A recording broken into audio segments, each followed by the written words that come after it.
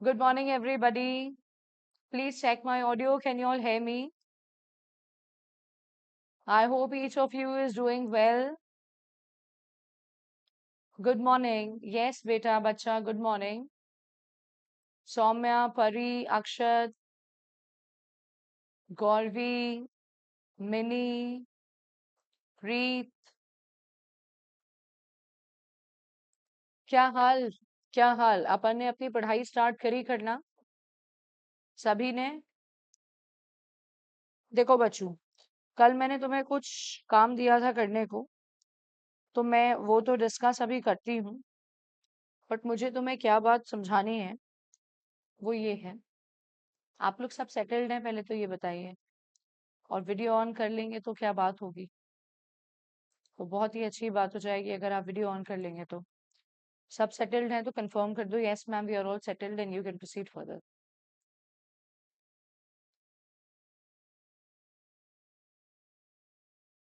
Okay, all settled. मुझे आपको बोलना ये है कि हाल फिलहाल जैसे मैं अगर आज की आपकी बात करूं तो आपकी क्लासेस जैसे हमने शेड्यूल भेजा है वैसे वैसे हैं। बीच बीच में you have time.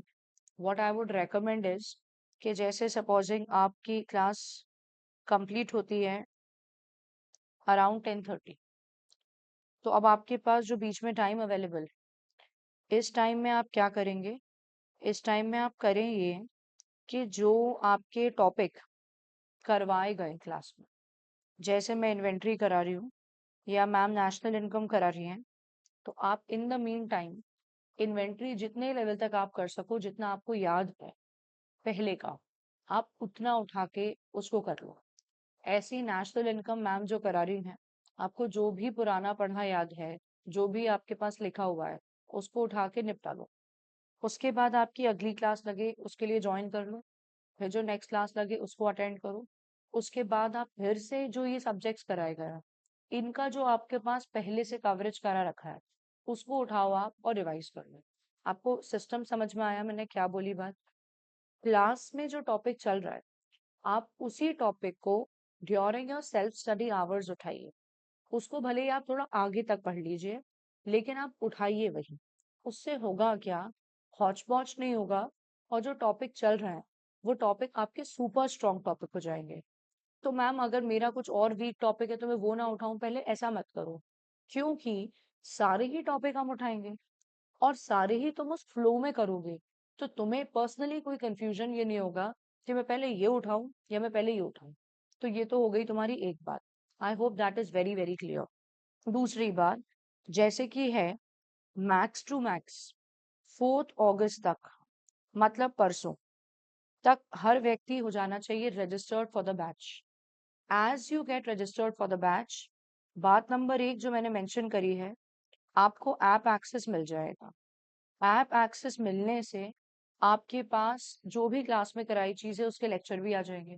That would be one thing. और जो अकाउंट्स के ओवरऑल टोटल लेक्चर्स हैं वो भी आपके पास आ जाएंगे। इसके अलावा मुझे मैं बना के दूंगी मेरे हर बच्चे को एक पर्सनलाइज्ड शेड्यूल, एक पर्सनलाइज्ड शेड्यूल।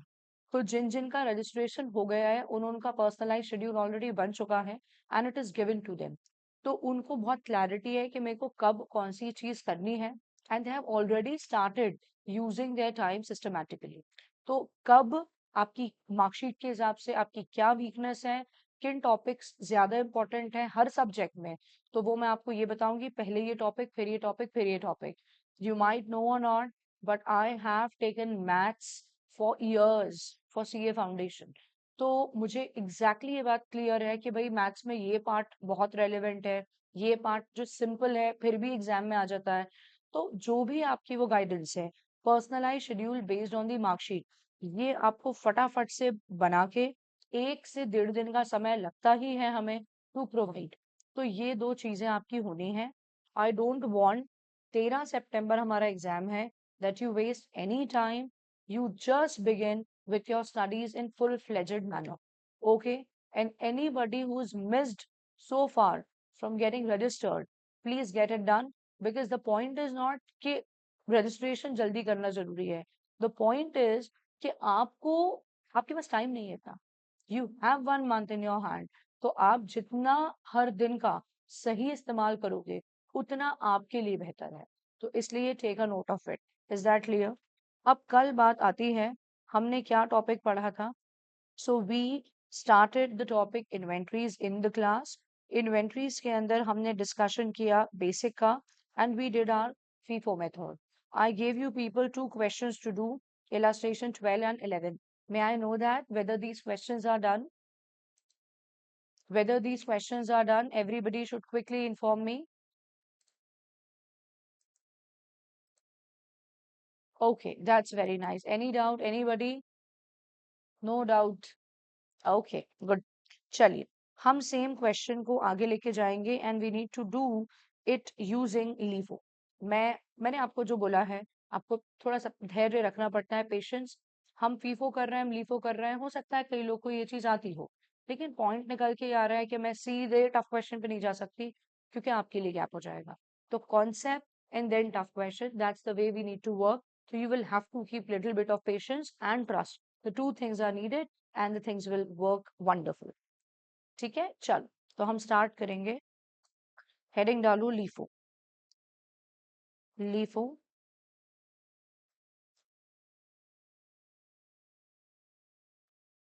फटाफट से सेम फॉर्मेट खींचो अपना, डेट आ जाएगा, और उसके बाद we'll have receipts, we'll have issue and we'll have balance.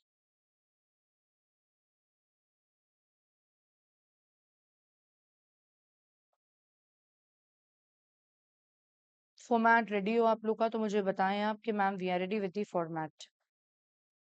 मेरा फॉर्मेट रेडी है, आपका फॉर्मेट रेडी हो तो मुझे आप अपडेट करें कि ma'am we are ready with the format.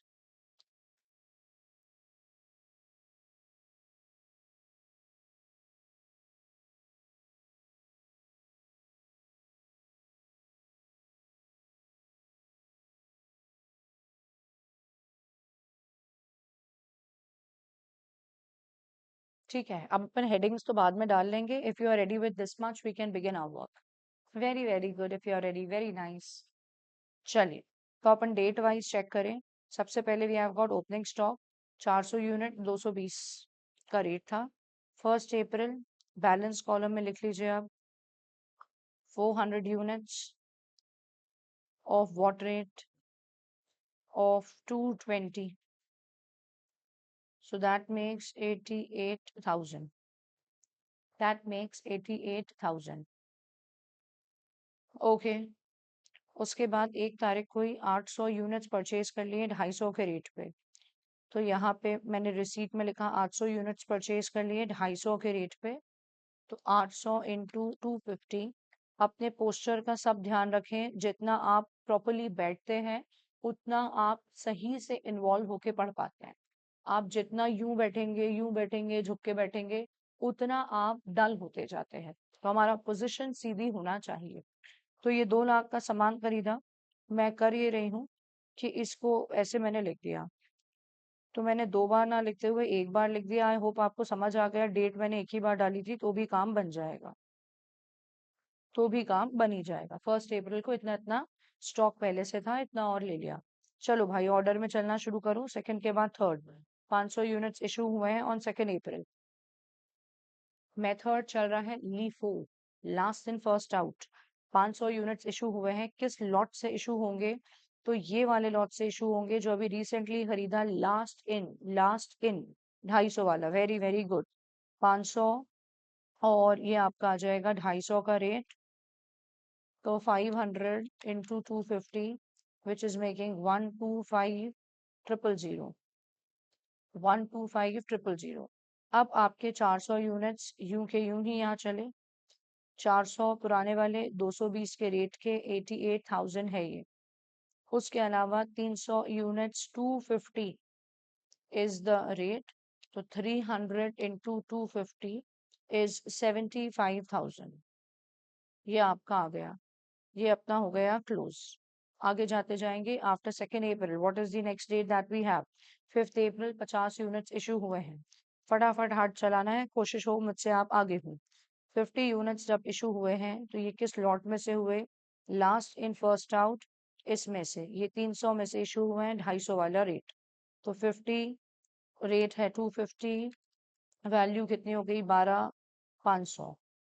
तो हमारा पुराना 400 वाला 220 के रेट का स्टॉक 88,000 वैल्यू का पूरा बचा है, और ये नए वाला अब 250 यूनिट्स बचे हैं, रेट 250 है, तो 62,500 इज दी वैल्यू। लाइन हमने करी ड्रॉ, पहुंचे हम अगली डेट पे। After this fourth we have this fifth transaction. 14th April 1200 units खरीदे, तो 14th अप्रैल 1200 यूनिट्स खरीदे। रेट क्या रहा है बेटा हमारा? तो रेट रहा है 270, 270। तो 1200 इंटू 270 आपने करा, इट इज 3,24,000। मैंने आपको कल भी समझाया था, आपका कैलकुलेटर सीधे यूं रखा होना चाहिए। जैसे ही वो आपके सीधे रखा होता है तो होता ये डायगोनली कि आपका हाथ सेट रहता है। इधर उधर रखा होता है तो फिर आपको अकॉर्डिंगली रीएडजस्ट करना पड़ता है। तो हम सीधे बैठे, और हमारे राइट हैंड वाले अगर हमें तो सीधे हाथ पे रखा हो, लेफ्ट हैंड वाले हो तो लेफ्ट हैंड के सीधे बिल्कुल डायगोनली रखा हो। चलिए आगे, उससे स्पीड बढ़ जाती है कैलकुलेशन की। पुराने 400 यूनिट्स थे 220 के रेट के, 88,000 इज दी वैल्यू। 250 यूनिट्स 250 के रेट के, 62,500 इज दी वैल्यू। उसके अलावा नीचे हमने 1200 यूनिट्स अभी और खरीदे 270 के रेट के, और वैल्यू हो गई इनकी 3,24,000। तो हमारे पास स्टॉक में 3 वेराइटी का माल रखा है, 3 वेराइटी का माल रखा है। तो ये हो गया। After 14th what is the next date? It is 16th। 1000 units issue हुए हैं, तो 16th को जब 1000 यूनिट्स इशू हुए हैं तो what method is going on? It is LIFO, it is LIFO. तो 1000 यूनिट्स इशू हुए हैं तो यहाँ लिखा हमने 1000, और रेट होगा 270 वाला, तो 270000, 2,70,000 का सामान गया। पुराने 400 यूनिट्स आपके अभी भी यूं ही रखे हैं। लीफो में ऐसे ही होता है, पुराना सामान रखा रहता है, नया सामान यूज होता चला जाता है। 250, 250, 62,500। जो ये 1200 में से 1000 गए तो बचे 200, 270 का रेट है, तो आपने करा 200 इंटू 270, और ये आ गया 54,000, 54,000। ये हुआ हमारा क्लोज। 16th अप्रैल के बाद, 16th अप्रैल के बाद हमारे पास 7th आ रहा है 29th April, 1000 units. 29th April 1000 units क्या हुए? खरीदे हैं। रेट क्या है? 260।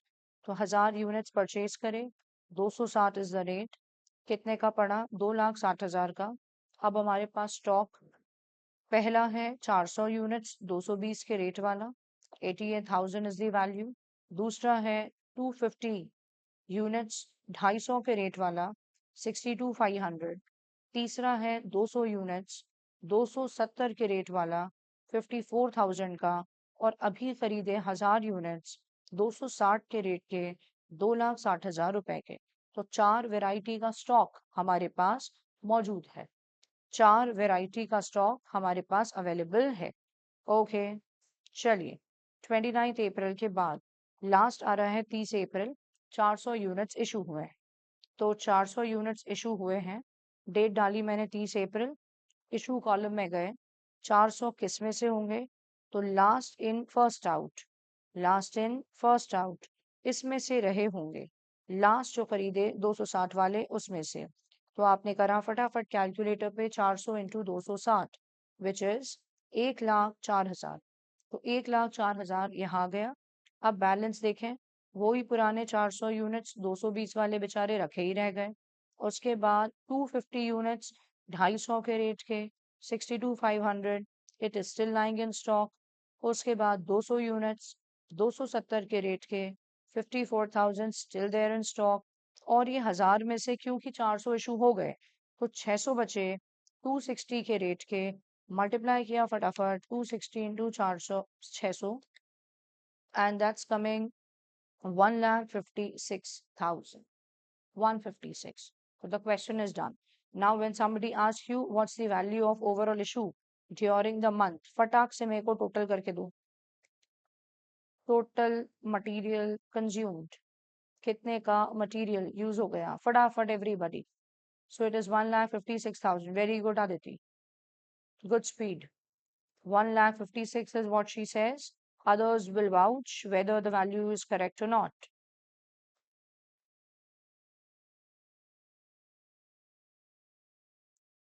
No, no, no. I'm talking about material consumed. Is this value sahi? No, it's not sahi. Aditi, इसमें तो घपला है। देखो तो ये तो 2,70,000 तो यही है, और 1,00,000 यही है, और ये भी 1,00,000 है, तो ये कैसे हो सकता है? 5,11,500। अदिति तुम्हें फिजूल में वेरी गुड मिल गया। वेरी गुड बिल्कुल डिजर्व नहीं कर रहे थे अभी अपन, और मैं लगी वेरी गुड बोलने।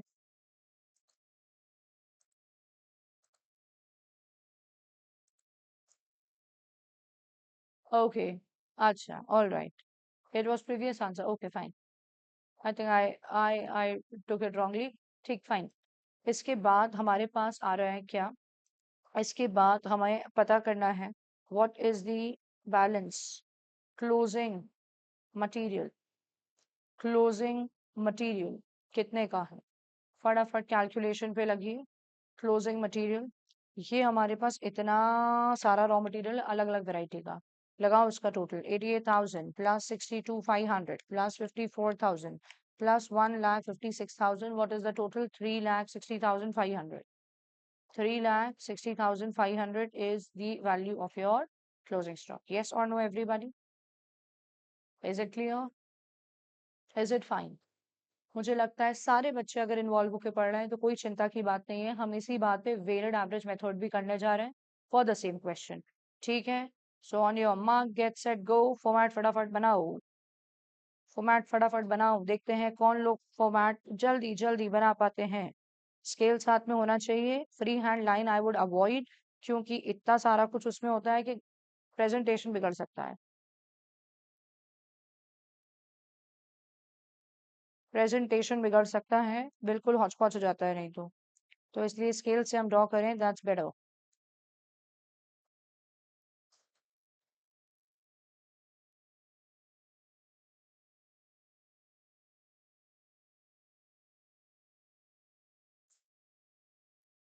मेरा फॉर्मेट रेडी है, आपका रेडी हो तो मुझे अपडेट करें कि ma'am I am all set. Very good परी। रिसीट्स, इशू और बैलेंस, बाकी मत लिखना चीजें, बट इतनी बेसिक हेडिंग तो लिख लें अपन। Very, very good. Very good. I can see that many have made the format very quickly. Very nice. So let's begin our task. Opening stock कितने? 400 यूनिट 220 के। डालो यहाँ, डालो यहाँ पे। अब बचे बात क्या है? बात क्या है इसमें जरा थोड़ा आप गौर फरमाएं। 400 यूनिट्स थे 220 के, और 1 तारीख को 800 यूनिट्स और खरीद लिए। तो हम पहले क्या कर रहे हैं, हम ओपनिंग स्टॉक को लिख दे रहे हैं। 400 यूनिट्स थे 220 के, वैल्यू कितनी हुई? 88,000। ये हमने ओपनिंग बैलेंस शो कर दिया। अब हम क्या कर देते हैं, वी विल शो इसका रिसीट। किसका रिसीट? 800 यूनिट्स जो खरीदे 250 के, तो लिखते जाओ 800 यूनिट्स जो खरीदे 250 के। How much it will be? 800 into 250, it is coming 2 lakh रुपए। और अब आपको ये बात समझ आना चाहिए, वेटेड एवरेज में कोई भेदभाव नहीं होता, इकट्ठा कर देते हैं। तो 1200 यूनिट्स हो गए इकट्ठा, और अमाउंट को भी इकट्ठा कर देते हैं। पुराना 88 का था, ये 2 लाख का है, तो together it makes 2,88,000। Perfect. What you will do is you will calculate revised rate. तो 2,88,000 डिवाइडेड बाय 1200 आप करेंगे। 2,88,000 divided by 1200, you will get an average rate of 240 if I'm not wrong. You're getting an average rate of 240. Wow, कितना proper figure आया, कोई decimal में नहीं आया। So 240 is the average rate coming out. ठीक, यहाँ पे लाइन ड्रॉ करी, कहानी क्लोज है। 1 अप्रैल के बाद what is the next date? We have 2 April, 500 units issue हुए। 2 अप्रैल एवरीबॉडी, 500 यूनिट्स इशू हुए। इशू में लिखोगे 500। अब बात आती है बेटू रेट क्या लेना है? तो मैम ये रेट लेना है, ये देखिए आप लोग सब एवरेज रेट कितना लिखा है? 240। तो 240 इज द रेट। 500 यूनिट से मल्टीप्लाई करिए, वैल्यू कितनी आ गई हमारे पास, 1,20,000। तो भाई 1200 यूनिट्स में से 500 गए, how many remain, 700 units. Rate वापस निकालने की आवश्यकता नहीं है, यहाँ रीजन समझ लो, 240 का ही रेट था माल का और 240 वाला इशू हो गया, तो एवरेज कोई चेंज थोड़ी ना हो जाएगा, इट विल कंटिन्यू एट 240। तो 700 into 240 which is 1,68,000, 1,68,000। Line draw करो, क्लोज, लाइन ड्रॉ कर दिया हम, क्लोज। अब आपके 2 अप्रैल के बाद नेक्स्ट क्या आ रहा है, 5 अप्रैल 50 यूनिट्स, 5 अप्रैल 50 यूनिट्स, क्या हो रहा है, 50 यूनिट्स इशू। रेट क्या लिया जाएगा, तो आपका स्टॉक है 240 का, तो 240 का रेट ले लेंगे। तो वो देखो वापस मल्टीप्लाई करने का कोई सेंस नहीं है, शायद सबका दिमाग चले कि एक जीरो कम कर दूं, 12,000 हो जाएगा। So we can work smartly. 700 में से 50 यूनिट्स गए, how many remains, 650। What is the rate, 240। फटाफट से अपन कर लें, 650 into 240, how much you are getting, 1,56,000। शानदार, 156, शानदार। After 5th April, after 5th April next है 14 अप्रैल, 1200 यूनिट्स खरीदे, 14 अप्रैल 1200 यूनिट्स परचेज करें। रेट क्या रहा है, रेट रहा है मैम 270, 270। तो 1200 इंटू 270 इज 3,24,000, 3,24,000। अब देखेंगे, हमारे 650 यूनिट्स थे, 1200 और आ गए, यूनिट्स हो गए टोटल आपके 1850, 1850। फिर बात करते हैं हम इसकी, 1,56,000 था वैल्यू, 324 का और ले लिया, सम अप करो, how much it is coming, 4,80,000 if I am not wrong. अब आप इन दोनों को यूज करके रिवाइज रेट कैलकुलेट करेंगे। You will calculate what is the average rate, divide करके, how much we are getting, 259.46 कर देते हैं हम राउंड ऑफ करके, बिकॉज वो तो बहुत सारा कुछ चल रहा है, तो 259.46 हमने राउंड ऑफ करके ले लिया। चलिए जनाब, लाइन करिए ड्रॉ, बढ़ेंगे हम आगे। After 14th April, what is the next date, 16th April, 1000 units issue हो रहे हैं, 16th अप्रैल 1000 यूनिट्स इशू हो रहे हैं, तो ये 1000 यूनिट्स लिखे हमने यहाँ, रेट क्या लेके चलेंगे, यही एवरेज रेट 259.46। ठीक है, तो कितना हो जाएगा आपका, 259,460। ठीक है, अब how many units will remain, 850 will remain in stock, rate यही चलेगा 259.46। वापस निकालने की आवश्यकता क्यों नहीं है, बिकॉज इतने रेट का माल था और यही रेट का माल इशू हुआ, तो वही रेट कंटिन्यू होगा। अब मैं आप एक काम स्मार्टली बता दूं, 4,80,000 में से आप ये फिगर माइनस कर दो, 4,80,000 में से ये फिगर माइनस कर दो, बैलेंस यहाँ लिख दो, 480 माइनस 259,460, it is 220,540, 220,540। चलिए, after 16th April, what is the next date, 29th April 1000 units खरीदे, 29th अप्रैल 1000 यूनिट्स खरीदे, रेट क्या रहा इनका, 260, 260। What is the value, 2,60,000। चलिए, अब इसके बाद 850 यूनिट्स पहले थे, 1000 यूनिट्स और खरीद लिए, क्या हो गया मामला टोटल, इट इज 1850, 1850। और रुपयों वाइज चेक करो, वैल्यू कितनी थी हमारी, 2,20,540, 260 का और खरीद लिया, कितना हो गया टोटल दोनों मिला के, 4,80,540। Use these two and find your revised rate. Very, very good. Very good, beta pari. So it is coming 259.75 around. 259.75. Perfect. 29th अप्रैल के बाद, 29th अप्रैल के बाद 30 अप्रैल 400 यूनिट्स, 30 अप्रैल और 400 यूनिट्स इशू हुए हैं, तो ये लिखे हमने 400। रेट क्या लेंगे हम, यही रेट लेंगे जो एवरेज रेट है, 259.75 करिए multiply. How much? 103900 is coming. बेटा 1850 यूनिट्स में से 400 गए, कितने बचे? 1450. वैल्यू वाइज देख लो, 4,80,540 में से 1,03,900 गए, बचा कितना? 3,76,640. क्या हमें रिवाइज रेट निकालने की आवश्यकता है? द आंसर इज एब्सोल्युटली नहीं.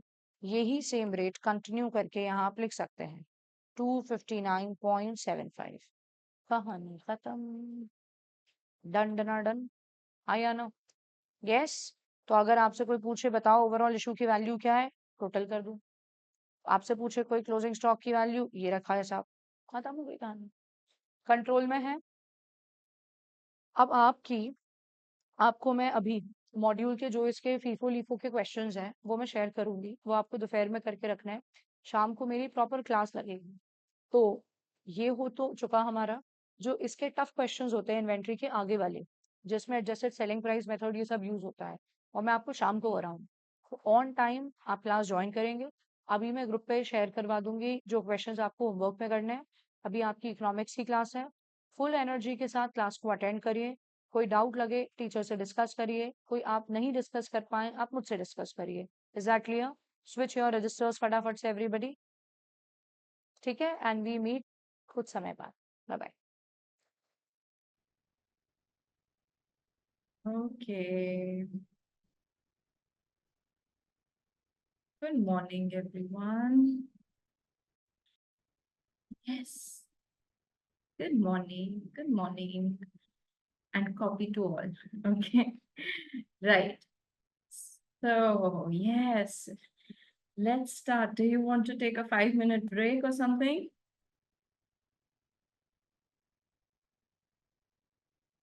No? Sure. Good. ठीक है. Okay. Let's see. Good, good, good, good. Okay. Let's start. Right? Everybody is done with their work.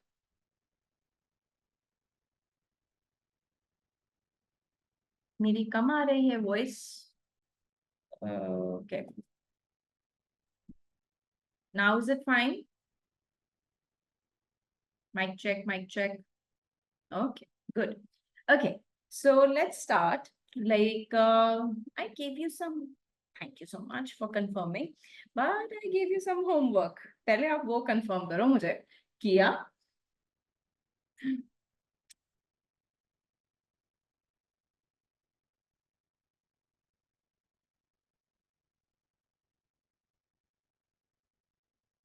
Very good. Now, anybody has any issues or anything till now? Were you able to solve it?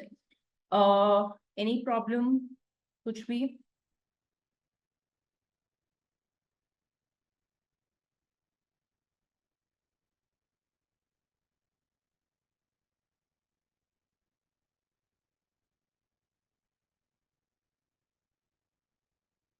Illustration 6 and 8. Okay, let's see. Let me share the screen. This one. Can you just help me with the page number?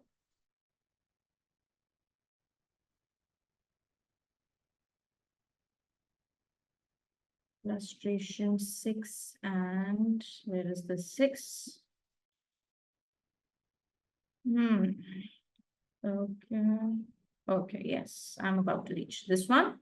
From the following data, estimate the national income and personal income.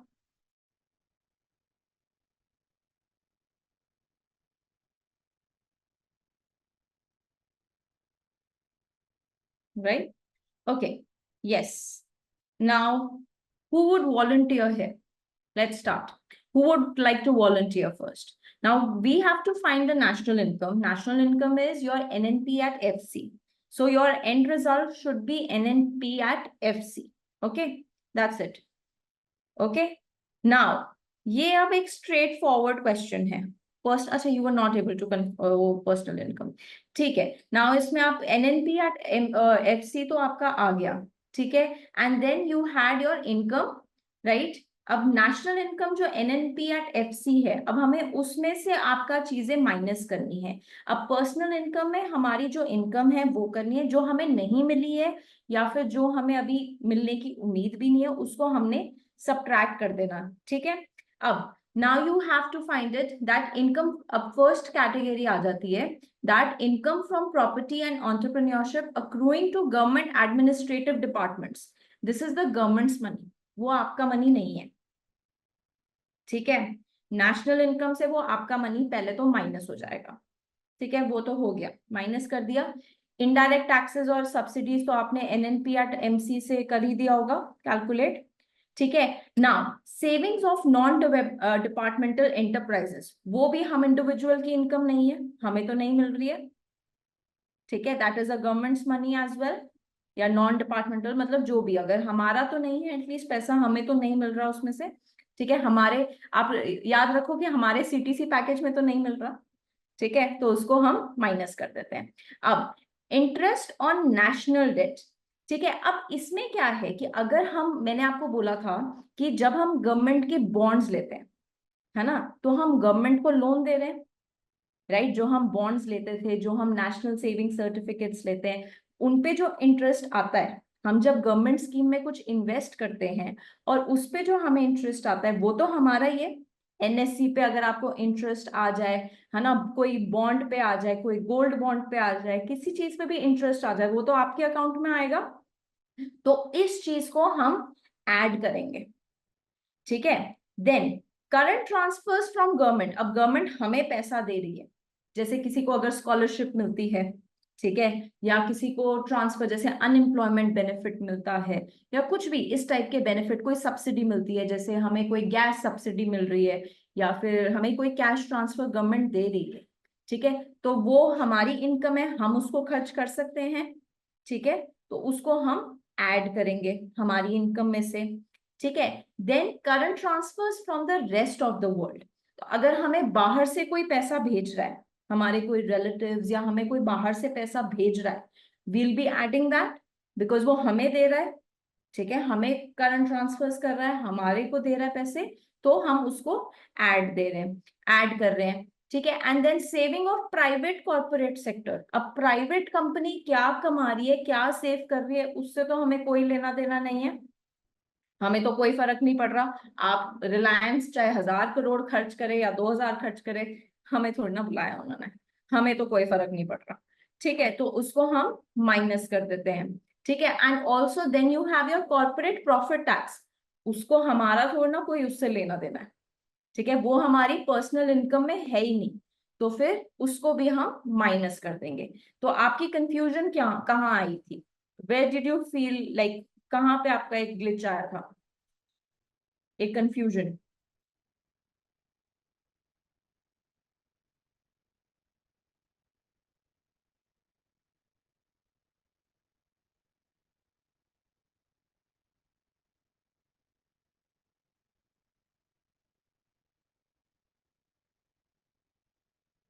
I was trying to solve with formula. Okay. So the thing is, अब आपने देखो एक चीज, अब यहाँ पे जैसे calculate अगर आपने करनी है, ठीक है, आपने एक चीज यहाँ पे दिखानी है कि ये हमें नेशनल इनकम सारी मिल गई है, हमें अब नेशनल इनकम से नैरो डाउन होके पर्सनल इनकम पे जाना है, ठीक है। हमारी नेशनल, अभी हमें देश की कमाई का पता चल गया है, अब देश की कमाई से हमें एक इंडिविजुअल की कमाई पे आना है, ठीक है। तो क्या एक इंडिविजुअल की कमाई होगी और क्या वो स्टेट की कमाई होगी या सेंटर की कमाई होगी, उसको हमने सेग्रीगेट करना है, ठीक है। सो प्राइवेट, अब जैसे एक कंफ्यूजन जो मेरे को लगता है कि सबको हो सकता है, it is on the interest on national debt, है ना।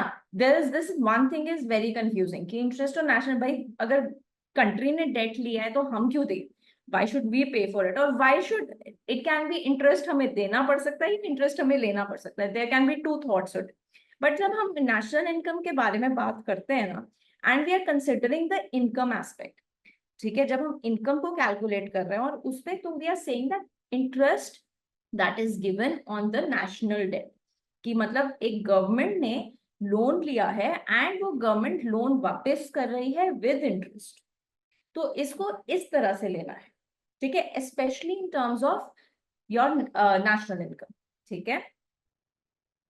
Okay, then we come on to question number 8, right? Say on the basis of following information, calculate NNP at market prices and personal disposable income. अब हमें personal income भी calculate करनी है, उसमें से हमें डायरेक्ट टैक्सेस भी कैलकुलेट करना है। अब एक चीज आपने यहाँ पे याद रखनी है, ओके, तो यहाँ पे आपका एनडीपी एट फैक्टर कॉस्ट ही दिया हुआ है, ठीक है? तो अब यहाँ पे एनडीपी एट फैक्टर कॉस्ट, अब आप एनएनपी एट फैक्टर कॉस्ट आओगे, ठीक है? यहाँ पे आ गए हो आप, जैसे यहाँ पे एनएनपी एट फैक्टर कॉस्ट, नहीं इस पे मार्केट, अच्छा एनएनपी एट मार्केट प्राइस ही इन्होंने मांगा है, ठीक है?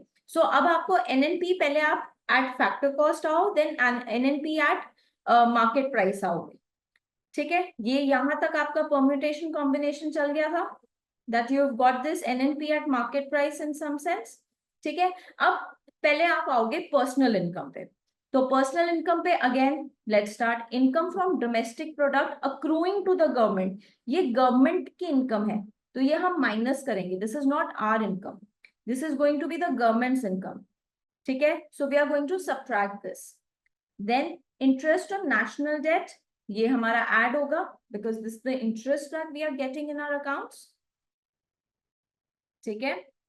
Then you have transfer payments by government, ये भी हमारी इनकम है, पर्सनल इनकम में आएगा, तो we'll add this is the income we have been getting, ठीक है? Then net private donations from abroad, तो अब ये हमें ट्रांसफर पेमेंट हो रही है, आई थिंक ये एनएफआईए में हो जाएगा, NFIA net factor income from abroad, I think ये जो आपका प्राइवेट डोनेशन है that would be coming under NFIA only, है ना? नहीं नेट फैक्टर, ठीक है? तो फिर ये वाला जो आपका net private donation from abroad है, ये हमारे को मिल रहा है, तो वील ऐड दिस, ठीक है? We'll be adding this, net factor income from abroad तो हमने ऑलरेडी कंसिडर कर लिया है, इनडायरेक्ट टैक्सेस हमने ऑलरेडी कंसिडर कर लिया है, डायरेक्ट टैक्सेस को अभी थोड़ा सा साइड में रखते हैं, ठीक है? क्योंकि डिस्पोजेबल इनकम है, पहले पर्सनल इनकम कैलकुलेट करेंगे, इसको थोड़ा सा भी साइड में रखेंगे। Then your taxes on corporate profits 222, अब ये कॉर्पोरेट प्रॉफिट का है, उसको हम सबट्रैक्ट करेंगे, ठीक है?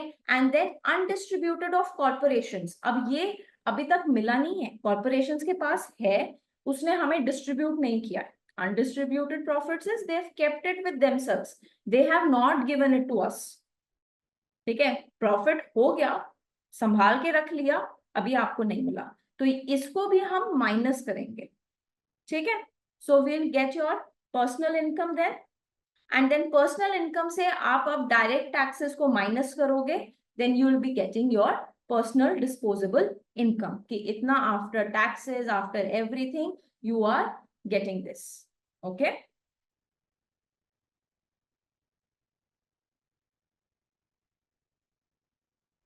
Anybody with any more problems?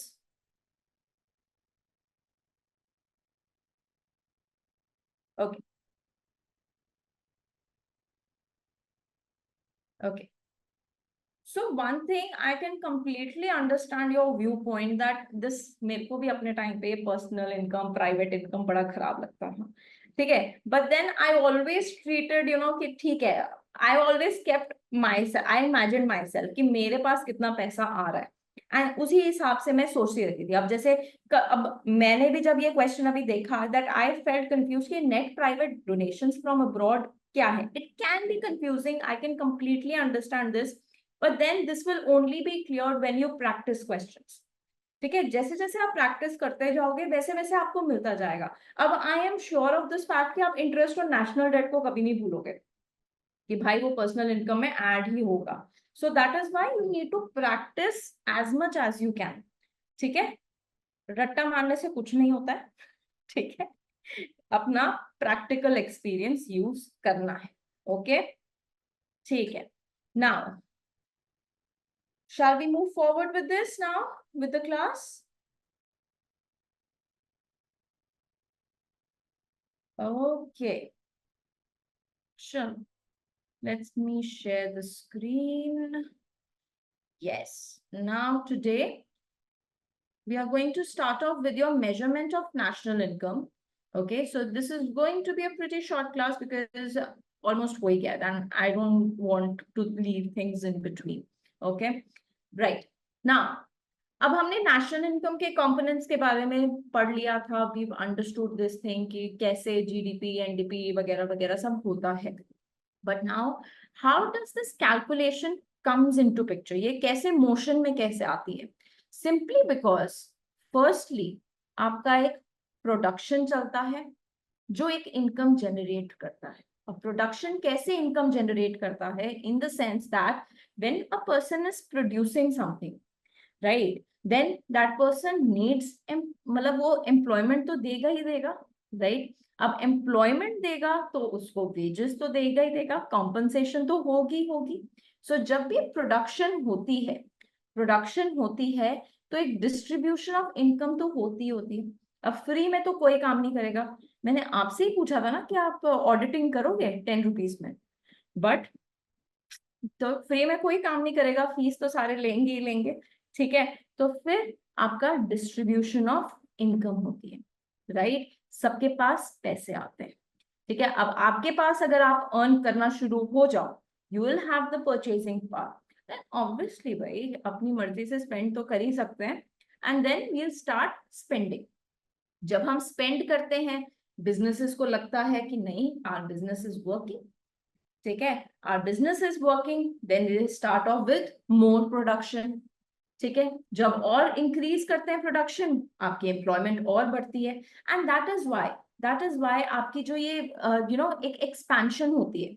Like for example every startup starts with one person sitting in a single room.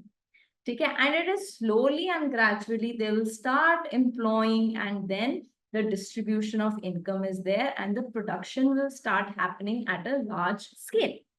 ठीक है, so that is why the concept of national income and its measurement becomes very important, right? Why this is as per the text or the module that is given to you, right? In general, in economics, what we do is that we take, for simplicity, we take two sectors. One is the household and one is the firm. So household is engaged into providing the services. हमारे घर में हमारे parents जाते हैं काम करने के लिए. ठीक है, तो they are providing their factor services to say a bank or a company or whatever place, right? तो वो firms को अपनी एक factor service provide कर रहे हैं. And firms, on the other hand, they will provide them with income, with their wages, with their salaries, right? और वो salaries हम उन्हीं firms के कंजम्पशन करते यूज करते हैं, उनके प्रोडक्ट्स को कंज्यूम करने के लिए we use that income. So there is a circular motion that goes on कि households are spending on the firms on their goods and services, and firms on the other hand are providing your factor payments to them. Okay, so this is the thing. Another thing somebody asked me yesterday, I'm very bad with my memory, so please अगर किसी को है कि मैंने पूछा था ये तो कह सकते हैं. ठीक है, then now somebody asked me that if we calculate the your whatever national income or whatever income which we calculate from all the three methods, will the value of national income come out to be the same? And I said the answer is yes, it will. It will come out to be the same. And how? Because the reason that I gave you was that every income will give you something else.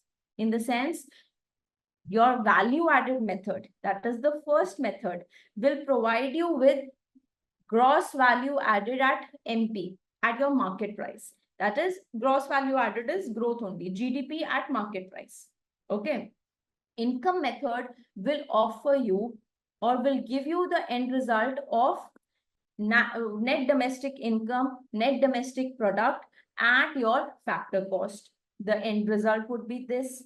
And then expenditure method will give you your GDP at market price. But जब आप तीनों को convert करोगे to your NNP at factor cost, तो वो more or less same ही आएगा answer. So unless and until it is mentioned in your exam कि आपने कैसे कैलकुलेट करना है, तो based on your judgement, based on the information that is given in the question, you will apply one of these methods. Now let's start with the first method. अब first method में आपने सबने मुझे एक example दिया था, we discussed Hakka noodles, right? The value addition, right? तो value added method में क्या है? Value added method calculates that what is the additional value that is created in the economy. Right, तो एडिशनल वैल्यू कहां से है? That what is the value of output that is there minus the intermediate consumption. Now for example, in our economy, I said that there are three sectors.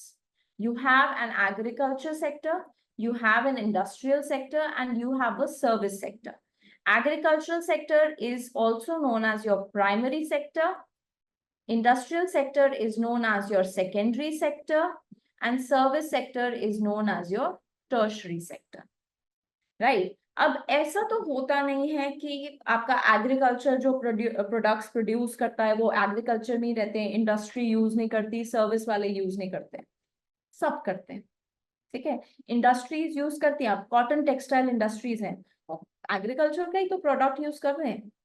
Similarly restaurant business है, service industry है, वो agriculture का ही तो product use कर रहे हैं, right? You are not paying them for saying just good morning ma'am, how are you, what can I bring for you, water regular और mineral और व्हाटएवर. इसके लिए तो आप पैसे देते नहीं है उनको, they are providing you with the product, right? So all the three sectors in an economy they are interrelated, they are intertwined. ठीक है, एंड इसीलिए आप वैल्यू एडेड मेथड क्यों उसमें से आप इंटरमीडिएट कॉस्ट कट करते हो? क्योंकि हर सेक्टर की एक इंडिविजुअल इनकम कैलकुलेट की जाती है, राइट? तो अगर हम इंडस्ट्री की इनकम कैलकुलेट करते हैं, ठीक है, और हम एज इट इज जैसे हमने किया था 320 रुपीज हमने लिया था कि फाइनल वैल्यू कैलकुलेट कर रहे हैं. ठीक है, एग्रीकल्चर का हमने 95 रुपीज ऑलरेडी कैलकुलेट किया हुआ है. तो अब आप खुद सोचो, अगर हम एग्रीकल्चर का भी 95 जो सेम उसने कॉटन प्रोड्यूस किया है, सेम उसने अगर कॉटन रॉ कॉटन प्रोड्यूस किया है से 95 का, है ना, तो उसको हम अगर टोटल वैल्यू इंडस्ट्री जो प्रोड्यूस कर रही है उसमें से नहीं माइनस करेंगे तो won't there be a problem of double counting, right? क्योंकि हम इस 320 में हमारी 95 वैल्यू भी तो कंसिडर कर ही रहे हैं. कॉटन ऐसे ही तो उड़ के नहीं बन जाएगा, टेक्सटाइल के लिए रॉ मटेरियल चाहिए. अगर आप एग्रीकल्चर का भी वो वैल्यू कैलकुलेट कर रहे हो एंड इंडस्ट्री का भी फाइनल वैल्यू कैलकुलेट कर रहे हो without subtracting the cost of the raw material, then in that case आप जो कॉटन का 95 है वो यहाँ पे भी कैलकुलेट कर रहे हो एग्रीकल्चर में, और 95 जो है आप इंडस्ट्री में भी कैलकुलेट कर रहे हो. So there will be a problem of double counting, and that is why in your value addition method you subtract the final cost. Sorry, you subtract the cost of intermediary goods from your final cost. ठीक है, अब इसमें एक चीज ध्यान रखनी है, ठीक है, that value added method में अपनी कॉस्ट, इंप्यूटेड कॉस्ट क्या होती है? एक फार्मर अपने लिए प्रोड्यूस कर रहा है, ठीक है, मतलब एक प्रोड्यूस करता है वो 100 यूनिट्स, एक फार्मर 20 यूनिट्स ही self consumes it and 80 units ही सेल्स इट ऑफ, राइट?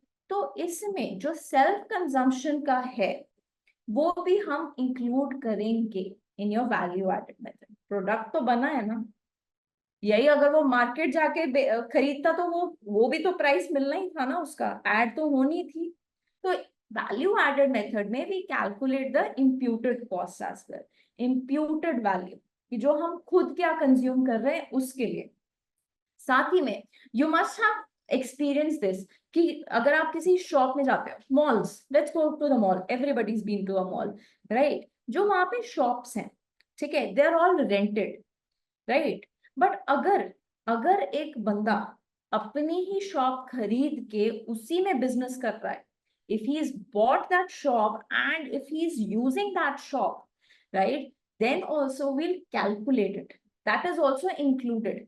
अरे भाई उसने पैसा तो खर्च किया है ना, जो मर्जी हो जाए उसने पैसा तो लगाया है, तो वो हमें इन एनी केस इंक्लूड करना चाहिए। अगर हम कोई अपना एसेट यूज कर रहे हैं, इम्प्यूटेड वैल्यू, उसको हम यूज करेंगे इंक्लूड, ठीक है, for any kind of a business activity. एक ओनर खुद जाके बैठता है तब भी वो एक सैलरी डिमांड करेगा, नहीं तो एक वर्कर अगर बैठता है उसकी जगह तब भी वो एक सैलरी डिमांड करेगा। तो वो जो बैठने की, कैश काउंटर में बैठने की जो वैल्यू है वो हम ऐड करेंगे, चाहे वो ओनर बैठे चाहे वो वर्कर बैठे, ठीक है। इट्स नॉट दैट कि जब तक पैसा जेब से नहीं निकल रहा तब तक हम उसको ऐड नहीं करेंगे, ऐसा कुछ नहीं होता, ठीक है। तो फिर imputed values are these when a person is using his or her own product or service, okay. So one thing we have to remember in this case is that you are going to get gross value added at MP, and this is also synonymous to your GDP at MP, okay.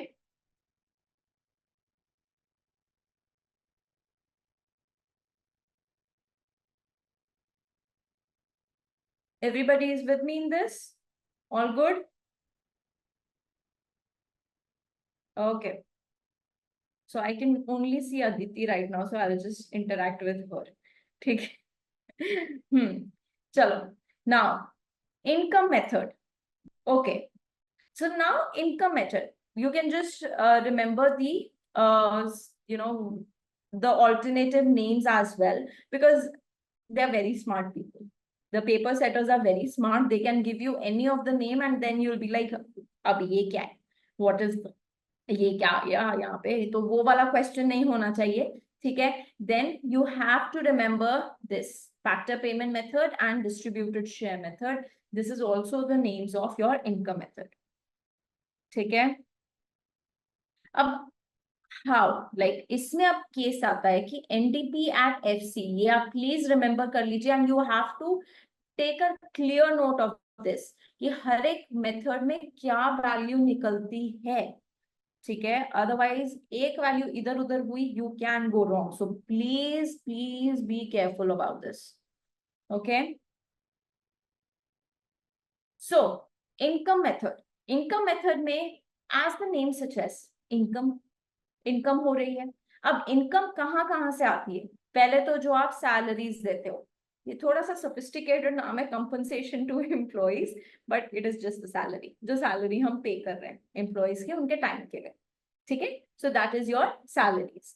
Then operating surplus, अब जो बाकी चीजें हैं, जैसे हम rent पे करते हैं अपना फंक्शन करने के लिए, एक बार ही रेंट पे नहीं किया then you are out of this, right? So rent is an operating surplus. You need money to pay rent.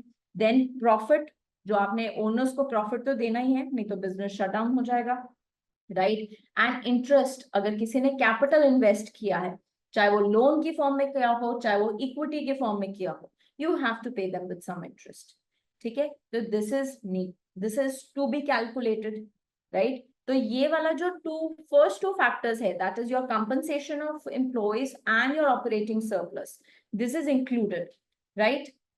Then next आ जाता है fixed income of self employed, right. अब there are people who are self employed in the sense that, वही जैसे आपको example दिया था, your carpenter person, your plumber, right, they are all self employed, वो अपनी सर्विसेज ऑन अ कॉल आ जाते हैं, ठीक है। तो वो चीज उनकी भी इनकम हो तो रही है ना, इनकम तो इनकम है, ठीक है।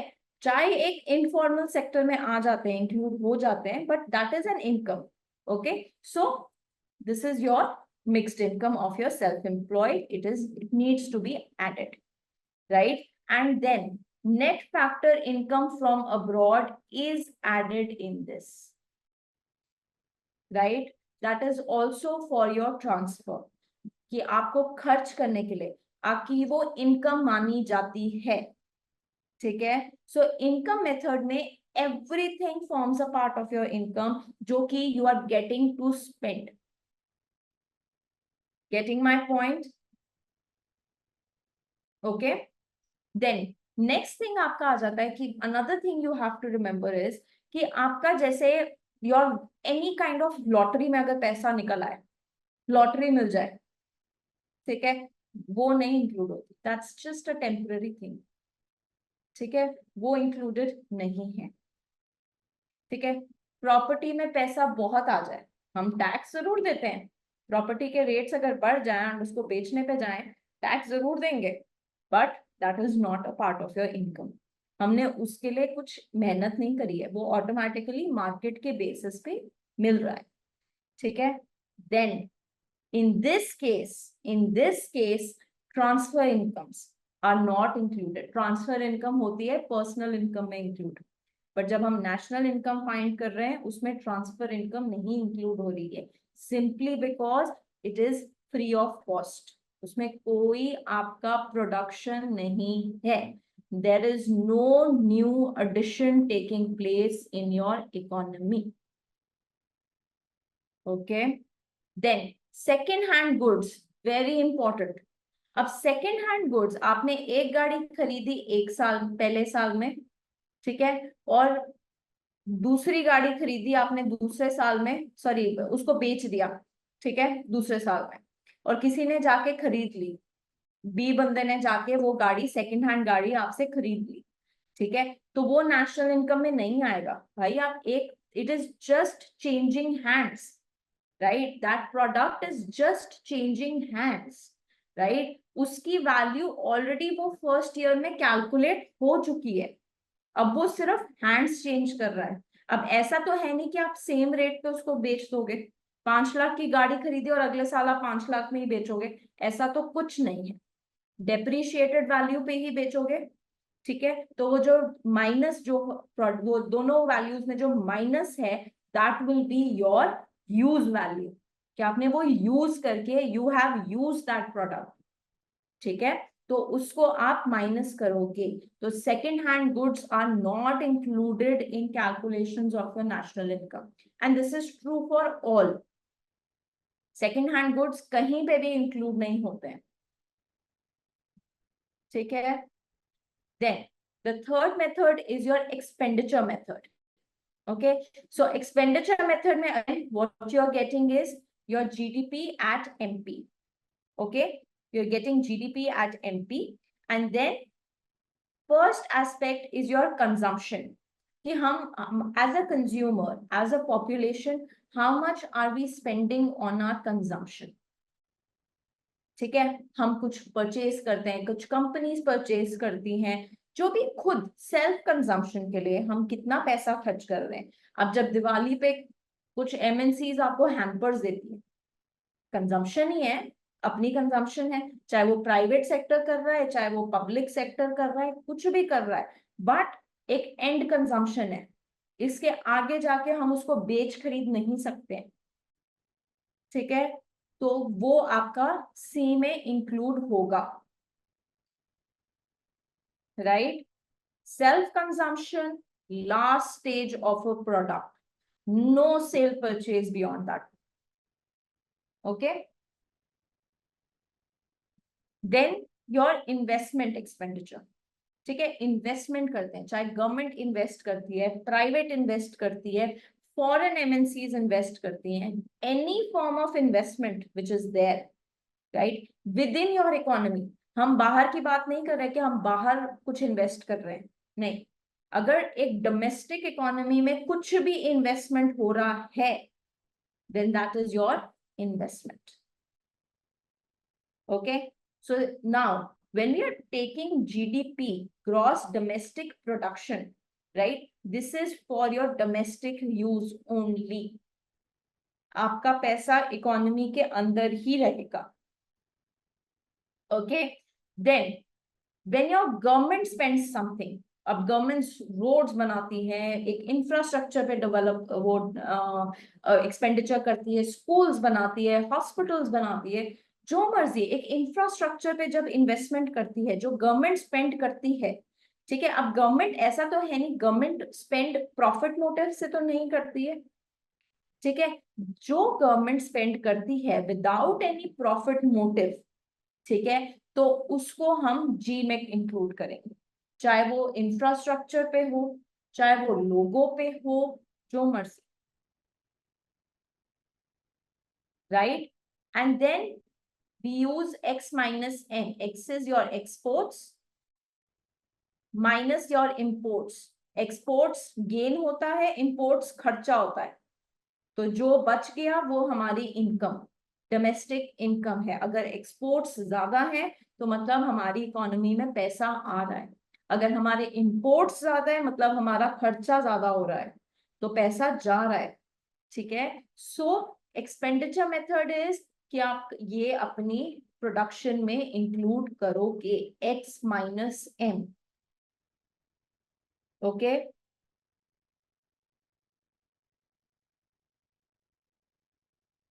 We are good with this till now?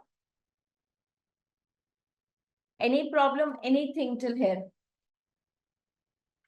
All of you? Okay. Very nice.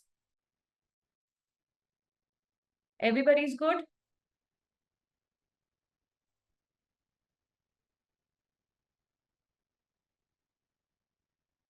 Chalo. Okay. Now the question you may ask. Very nice. Okay. Now the question you may ask is that which method does the economy basically use? अब see, the thing is कि हम हर sector की भी एक income calculate करते हैं, हम अपना हर इकोनॉमी का एक कैलकुलेशन का मेथड डिफरेंट होता है, सब कुछ डिफरेंट होता है, राइट। So जो method, which method we have to use will depend on what the economy's condition is. Okay, so for example अब जैसे आप यूएस जैसी जगह ले लो, ठीक है, everybody is on their own, ठीक है, everything is transparent, everything is accounted for in the system, उनका technological system is so good that वो खुद ही सब कर लेते हैं। मतलब अगर आपको जैसे अब हमारे यहाँ पे क्या होता है कि टैक्सेस भरने के लिए हमें आप लोगों के पास आना पड़ेगा, है ना, कि चेक कराने के लिए, राइट। अब that is the thing, because हमारे यहाँ पे कॉम्प्लेक्सिटीज इतनी है that we are still as a lay person I won't be able to file my own taxes, right, just because of too many complexities. अब हमें नहीं पता कि कौन सा हमें डिडक्ट करना है, कौन सा ऐड करना है, ठीक है, ऊपर ऊपर की नॉलेज है हमें, बट वैसे हमें इतना नहीं आता है, ठीक है। That for that we have to rely on you guys for it, right? But in case of developed countries, the system is so transparent, right? हर एक चीज आपका, एक पैसा भी आप खर्च करो ना, वहां पे $1 भी खर्च करोगे वो भी सिस्टम में आ जाता है, ठीक है। तो वो भी सिस्टम में जब आ जाता है तो इट बिकम्स कि अगर आपको एक बस एक कोडिंग करनी है कि ये कैलकुलेट इस तरह करना है and everything is there in front of you, right? So that is why in such a condition आपका income method becomes very much suitable, because उनको पता है कि आपने इनकम इतना है, आपका एक्सपेंसेस इतना हो रहा है, आपका ये हो रहा है, वो हो रहा है, इस कंडीशन में आप फॉल कर रहे हो, बस खत्म। Though our taxation system has improved considerably over the past 10 years, right? Past 10 to 14 years हमारा सिस्टम बहुत easy हो गया है, we just have to log in and everything is there in front of us. But still अभी तक वो doubt तो रहता ही है ना कि हमें चिट्ठी लेने का कोई शौक नहीं, ठीक है। That's why we are not as a population, probably because we are not that educated as a population, right? We don't know stuff, so we have to rely on professional help for all this. That's why we consider a value added kind of a method, and also we consider expenditure method as well, कि कितने expenses भी हो रहे हैं to some extent. जब आप अपने professional services use करते हो तो उसमें एक्सपेंसेस बहुत इंपॉर्टेंट होता है। जैसे whatever I can figure out is that like in ITR 3 your expenditure is very important, कि आपको रिबेट उसमें मिल जाती है, सब कुछ मिल जाता है आपके एक्सपेंसेस के बेसिस पे, तो वो भी चीज है, ठीक है, based on the kind of profession you are in, ठीक है। So in our case we are more interested in your expenditure और a value added method, right. So that is the another thing is, जैसे अब income method में we are including the transfers as well, but In India, currently, we don't take transfers into account. We have some or the other relative which is out and who sends money back to India, right? But because of that cultural aspect there, our country does not account for that. If I hope I'm right, okay? But we don't usually account for it simply because that's a transfer income and we consider it as our income only, as a part of our personal income also. Okay, so that is why in our country, where we are not very much educated as a population and everything, then we will use income method as our way, right? Another thing which you have to remember is that GDP अगर national level पे calculate किया जाता है, तो state level पे भी calculate होता है. Every state is supposed to give their data on their production. तो GDP आपका center का data है, and your GSDP, gross state domestic product, आपका state level data है. State का, हर state को calculate करना पड़ता है, right? Then second thing, जैसे आप national income level जो हम data करते थे वो हम CSO calculate करता है. For states, we have Directorates of Economics and Statistics, जो state level estimates हमें देता है calculate करके. ठीक है? So please remember these facts. This is important. Okay?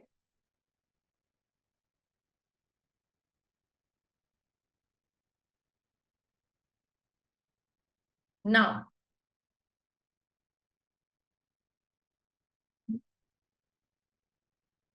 okay. Right. So then is your GDP and welfare.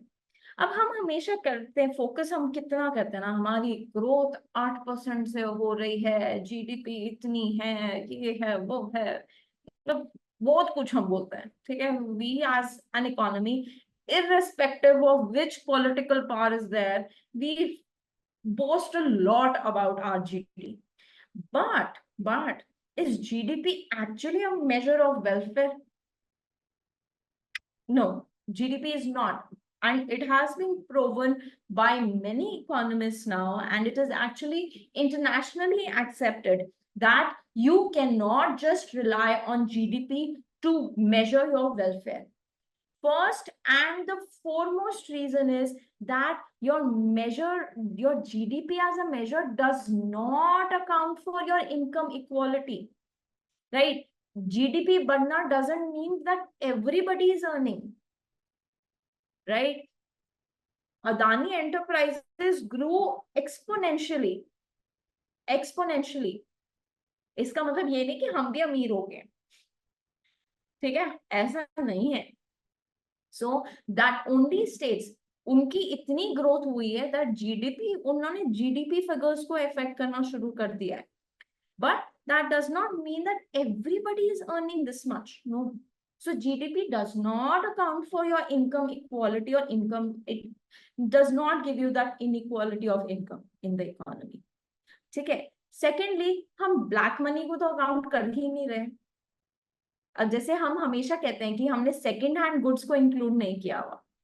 अब second hand goods की dealing होती है कैश में. ठीक है? अब आपको किसी ने किसको क्या बेचा, क्या नहीं बेचा, किस पे, कोई डिस्क्लोज नहीं करता है. सिमिलरली ब्लैक मनी वाली मार्केट आपकी रियल एस्टेट में तो बहुत प्रोमिनेंट है. Though government has made utmost efforts to reduce that, but still it is there, right? Then आप स्टैंडर्ड ऑफ लिविंग, अगर मैं कहूँ जीडीपी बहुत हाई है, do you really think that standard of living is also high in that country? It is not necessary. अब आप सोचो as a lay person, if I से a name like London, you will say नहीं, बड़ी अच्छी जगह होगी, बड़े कंफर्टेबल अमीर लोग होंगे, सब होएगा, बढ़िया ऐश है वहां पे. But there actually London is going through a crisis. Inequality of income इतनी ज्यादा हो गई है that there are people living on streets right now. Good enough people are living and sleeping on streets right now. That's their case. So GDP अच्छी होना does not mean that everybody has a good standard of living, right? Then GDP increases. अब आप अगर हमारे यहाँ पे एक statement बड़ी आई थी, I won't like to take the name, but I'm sure all of you would know it. people should work approximately for 16 hours a day, 15, 16 hours a day. काम करो भाई, क्यों नहीं करो, है ना? बट जो एक्स्ट्रा काम करने के लिए हमें तो डिसयूटिलिटी होगी ना, that if we start investing even more than 12 to 14 hours a day, तो that will create a disutility for us. हम इनकम तो बढ़ा देंगे, ठीक है, आप उनको सैलरीज भी बढ़ा दोगे, बट हमारे लिए तो डिसयूटिलिटी हो रही है. Who is accounting for that?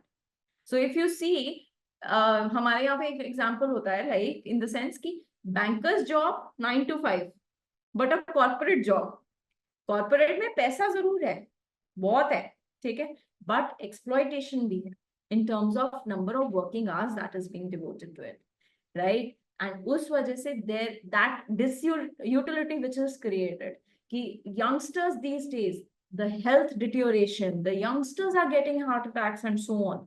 This is like a disutility just because we are increasing the working hours now, we are increasing that stress now, right? And GDP does not account for it. उसको सिर्फ पैसे से मतलब है, ठीक है? Then your crime, एक चोर सिलेंडर लेके भाग जाता है, उसको बेच के खर्च करता है, भाई उसने चोरी करके खरीदा है, चोरी करके कोई सामान खरीद रहा है, तो उसको कौन करेगा? GDP does not care. जब तक you are doing the sale purchase thing, crime से कर रहे हो या मेहनत से कर रहे हो, hardly matters for us. So that is also one of the biggest drawback of GDP. Okay. Then volunteer work or services. For example, ठीक है, आपकी मम्मा आपके लिए 3 meals a day कुक करती हैं, ठीक है, she never asks you for money कि भाई निकालो, चलो मैंने आज शाही पनीर बनाया है, पैसे निकालो. Nobody asks for that, but her effort is being invested in it, right? यही अगर वो बाहर रेस्टोरेंट में हॉट शॉट, मतलब रेस्टोरेंट में जाके टॉप क्लास शेफ होते, तो फिर उनको तो सैलरी अच्छी खासी मिल रही होती, right? So she's giving up that salary just to feed their family members. But unpaid work, thankless job. So start saying thank yous to your mothers, right? She, one roti she gives, you should say thank you, okay? Yeah. So that's again a thing, right? We are not including that. Similarly, the volunteer work which we have, right, which goes on, we don't account for it. Okay, so that is not a thing. अगर आपको salary नहीं मिल रही है, कुछ नहीं हो रहा है, then ठीक है, बाढ़ आई है, लोग काम कर रहे हैं, डिस्ट्रीब्यूट कर रहे हैं, राशन दे रहे हैं, भाई एक्स्ट्रा तो किसी ने नहीं कुछ खरीदा, परचेज किया, अपने में से ही दे रहे हैं ना, तो वो हम नहीं अकाउंट करेंगे, ठीक है? अब activities that lead to greater productivity. Now, developed countries actually pay you to go out for traveling. वो आपको paid holidays देते हैं just to relax, so that when you come back, you're all energetic and you give them high productivity. India में तो काम करते रहो बस, चैन नहीं लेना, है ना? एक छुट्टी मिल जाए. There was this meme that I came across that a person asked for a sick leave and the manager is saying कि 7 days का advance notice दे के आओ, ठीक है, तब लेना.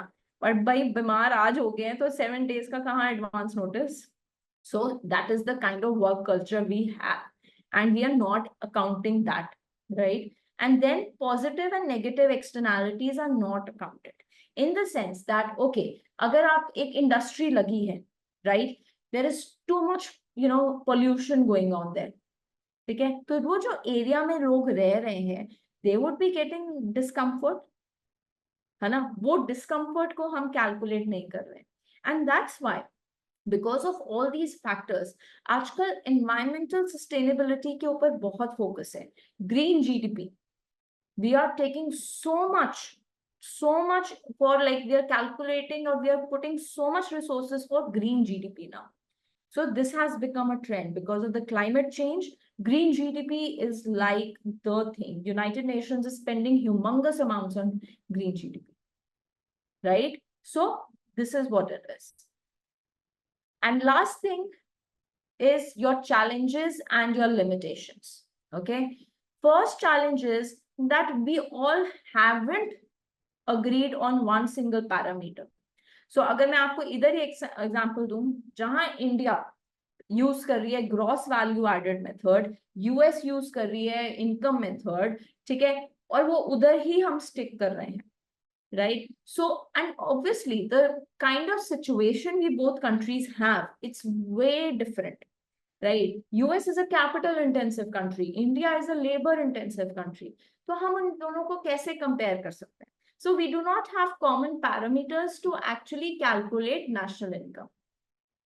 ओके, सो हम दोनों अनइक्वल कंट्रीज को किस तरह एक ही स्केल पे मेजर कर सकते हैं? इस तरह तो मैं कहूँ कि मैं भी इकोनॉमिक्स का पेपर देती हूँ, आप भी इकोनॉमिक्स का पेपर दो, लेट्स सी कौन जीतता है, ठीक है? That is not the case. You have to bring them to the same level and then you can do that comparison. Okay, right? Then is your accurate distinction between final and intermediate goods is not given, right? कुछ चीजें सिर्फ होता है कि like for example, अब जैसे फिर मैं खाने का एग्जाम्पल देने वाली. अब मैं बाहर से अगर स्प्रिंग रोल्स खरीदती हूँ ना, ठीक है, मैं उनसे तलवाती नहीं है. I don't ask them to fry it, right? I will fry them myself at home. तो technically I am getting the raw material, right? मैं उनका खर्चा बचा रही हूँ टू सम एक्सटेंट, कितना ही खर्चा हो, बट स्टिल मैं उनकी एक सर्विस बचा रही हूँ, एक एफर्ट बचा रही हूँ उनको, है ना? कि आप मुझे कच्चा दे दो, मैं घर पे अपने आप कर लूंगी जो भी है, ठीक है, बट प्राइस मुझे फुली चार्ज कर रहे हैं. क्यों भाई? थोड़ा तो कम करो. नहीं, but they will charge you the complete price for it, ठीक है, simply because they can not here differentiate between final and intermediate goods. अगर वो हर चीज पे कहते रहे तो फिर हम कैसे चलेगा काम?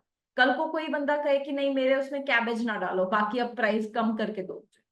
अब मैंने कैबेज का प्राइस कम कर दिया, तो फिर आप कम करके दो ना. तो ऐसे तो वो फिर हर बंदा शॉपकीपर बेचारा परेशान ही हो जाए कि मैं क्या क्या करूं, ठीक है? So there is absolutely no difference between, कि हम एक क्लियर कट डिस्टिंक्शन नहीं है कि फाइनल और इंटरमीडिएट गुड्स कैसे करें, ठीक है? Then issue of transfer payments. अब कहीं ना कहीं ट्रांसफर पेमेंट्स कुछ लोग अनएथिकली भेजते थे पैसे, एक अनएथिकल पेमेंट हो जाती है, ठीक है? अब जैसे हमारी कंट्री में पहले हम मिडिलमैन को पैसे भेजते थे, मिडिलमैन को पैसे गवर्नमेंट देती है और वो आगे डिस्ट्रीब्यूट कर देता है ना? पर आधा पैसा तो मिडिलमैन ही रख लेता था. तो उसको कौन अकाउंट कर रहा है? वो नहीं आता. गवर्नमेंट की तरफ से तो पैसा चला गया, ठीक है, सिस्टम में आ गया पैसा, बट असली में लोगों तक पहुंचा है कि नहीं पहुंचा है, वो नहीं, ठीक है? Then services of durable goods, right? अब इसमें आपका एक चीज है कि in the sense that like for example आप कैब सर्विस लेते हो, ठीक है, एक आपको टैक्सी बुक करनी है 2 प्लेसेस. अब जैसे मैं, अब अगर if you are familiar with the place Chandigarh to Delhi, ठीक है, I will book a cab, ठीक है, मैं एक कैब बुक कर लेती हूँ कि चंडीगढ़ से मुझे दिल्ली जाना है and it will cost me one way का 3500, ठीक है? अब वो बंदा, जो बंदा है, जो जिसने मुझे कैब सर्विस प्रोवाइड करी है, अब ये उसके ऊपर है. टेक्निकली होता है कि 1 लाख चलने के बाद गाड़ी खराब हो जाती है, ठीक है, यूजुअली कि थोड़ी गिव अप मानी शुरू. अब वो बंदा 1 लाख किलोमीटर चलाए, 2 लाख किलोमीटर चलाए, 3 लाख किलोमीटर चलाए, प्राइस वो सेम ही रखेगा. वो उसके ऊपर ही है, ठीक है? वो कितना उस रिसोर्स को एक्सप्लॉइट कर रहा है वो उस पर डिपेंड करता है. But technically as per the government rules आप इतना यूटिलाइज नहीं कर सकते, ठीक है? You need to renew your certificate time and again to test कि आपकी गाड़ी कितनी चली है, कितना पोल्यूशन कर रही है, कितना नहीं कर रही, ठीक है? Then difficulty of incorporating your distribution of income. Again inequality तो हम अकाउंट ही नहीं कर रहे हैं, किस तरह हम पैसा दे रहे हैं, ठीक है? जहां अब हमारे यहाँ पे एक मिनिमम वेज 400 है, ठीक है, अभी एक बंदे की 1 आवर की वेज आपकी 4 minimum wage per day is like 400 for a labour, ठीक है? But if you go outside और किसी को 400 रुपए पे आप नहीं हायर कर पाओ, you will not be able to hire anyone at rupees 400. That is some sort of exploitation only, okay? And then you have valuation of new goods and constant prices, very important. अब सोचो आपका एक absolutely नया product आया है market में, कोई अब जैसे लेट्स जस्ट से कि okay there is this new machine, ठीक है, उसमें क्या होता है, it's mostly used in US, ठीक है, रोटियां बनानी है, ठीक है, ये सब नहीं करना, आटा डालो, पानी डालो, बस कितनी रोटियां करनी है, 5 रोटी चाहिए, 5 लिख दो, एंड वो अपने आप मशीन ही गूंदेगी, मशीन ही पकाएगी, मशीन ही करेगी, और बस एक एक करके रोटी आती जाएगी, ठीक है, दैट्स अ मशीन। बट अगर मैं उस मशीन की वैल्यू 10 साल पहले, जब हमने इस ऐसी मशीन के बारे में सुना तक नहीं था, ठीक है, उसके प्राइसेस के बेसिस पे कंपेयर करूं, do you think that will be fair?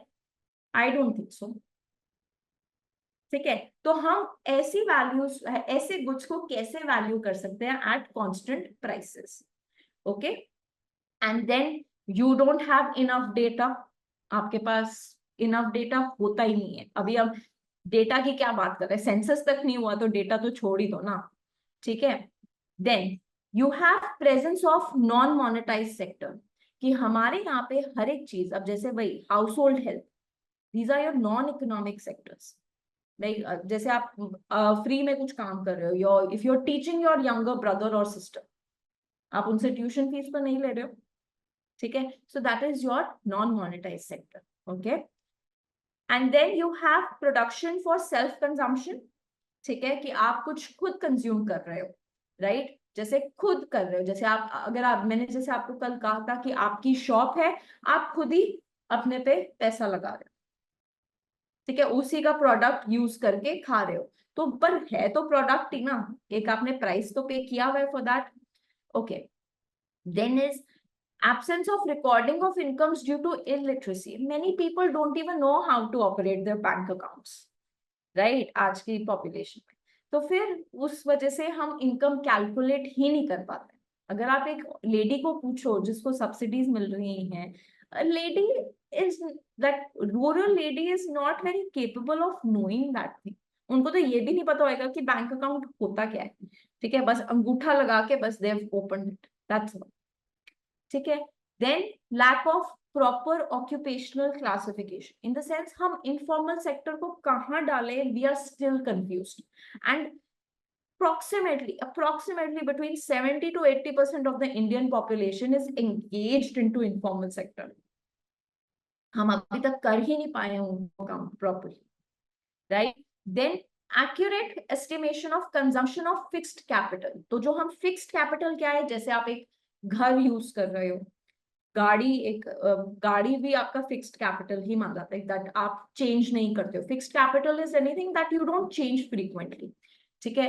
And then you are owning a shop, right, ये चीजें आप किस इंटेंसिटी से कंज्यूम करते हो, that is the thing. Now for example there is this really sad news कि आपका जो दिल्ली में जो इंसिडेंट हुआ है in case of your coaching institutes, right, तो उसमें दिस इज लाइक कि आप एक फिक्स्ड कैपिटल को बहुत ज्यादा एक्सप्लॉइट कर रहे हो, रिसोर्सेस को, right, so you should be accountable for that, okay, so these are the challenges and limitations in your calculation of your GDP. Now with this we are done with the first chapter. Just a second. Yes, we are done with the first chapter. Okay, that is your national income accounting. Okay, now anybody has any problem here, anything? All good?